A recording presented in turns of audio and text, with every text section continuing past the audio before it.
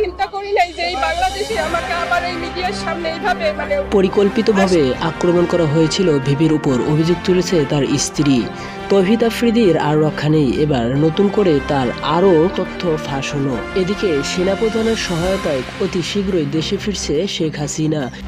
অবশেষে মিডিয়াতে আসতে বাধ্য হয়েছে ভিপি নুরের স্ত্রী।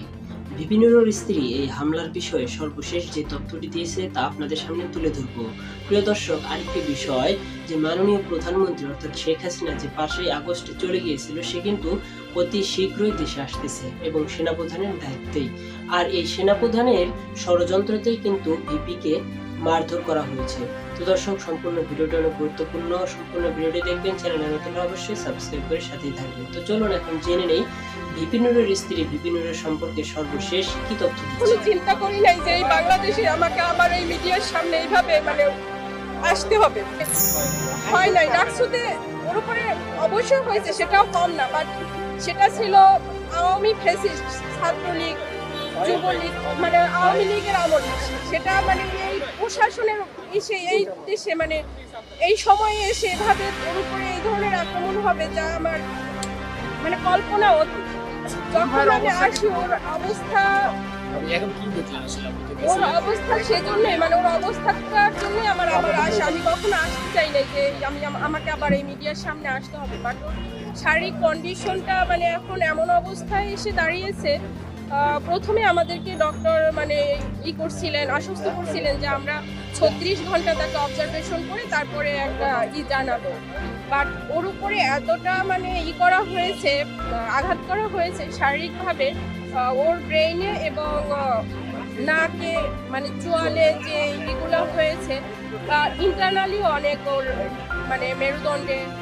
আর এখন ওরা বলছিল যে ডক্টর বলছিলেন যে আমাদের 36 ঘন্টা পরে আমরা বলতে পারবো যে তার অবস্থাটা কি। হ্যাঁ, জ্ঞান ফিরছে, তাকায়, প্লাস ওর যে শারীরিক কন্ডিশন সেটা ওর আগে প্রথমে বলছিল তারা 36 ঘন্টা, তারপরে এখন তারা আমার মিডিয়ার সামনে আসা এই জন্যই যে এখন তারা 72 ঘন্টা পর ছাড়া আমরা বলতে পারতেছি না। তার ও এখনো সংখ্যামুক্ত না, ওর শারীরিক কন্ডিশন এখনো স্টেবল না।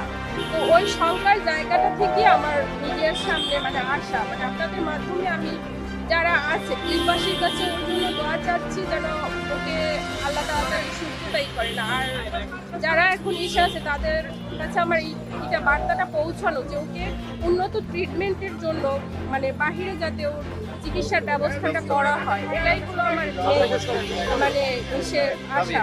কারণ ওর গত যে 18 বছর, সেই 2018 থেকে 24 পর্যন্ত ওর উপরে যে পর্যায়ক্রমে যে হামলাগুলো হয়েছিল, তখন তো ফ্যাসিস্ট আমল ছিল। ওর ট্রিটমেন্টটাও আমরা ভালোভাবে নিতে পারি না, সেটা আপনারা গণমাধ্যম কর্মী যারা আছেন আপনারা ভালোভাবেই সেটা জানেন। হসপিটালে পালিয়ে ট্রিটমেন্টটা নেওয়া হয়েছিল, যার কারণে ওর ট্রিটমেন্ট ওই সময় ছিল হায়ার অ্যান্টিবায়োটিক দিয়ে ওর মোটামুটি একটা যে